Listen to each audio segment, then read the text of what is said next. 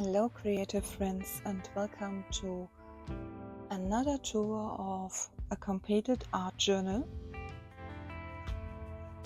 It is a Moleskine art journal, and I started this journal in March 24, and yesterday I completed it.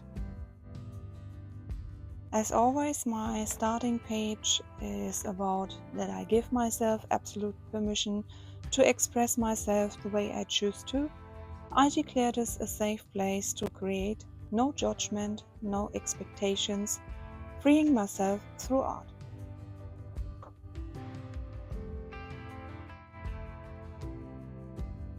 Being creative is not a hobby, it's a way of life. My sketchbooks are a safe place to express myself, to try out new techniques, to test materials,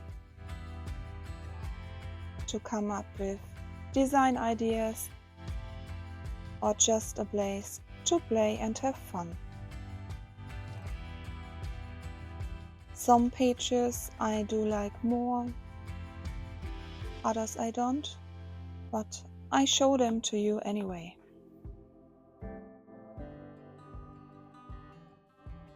When I flip through my art journals, they remind me of the time I was creating, and I can fully remember the emotions I felt at this time, and also I can see a lot of progress in my work.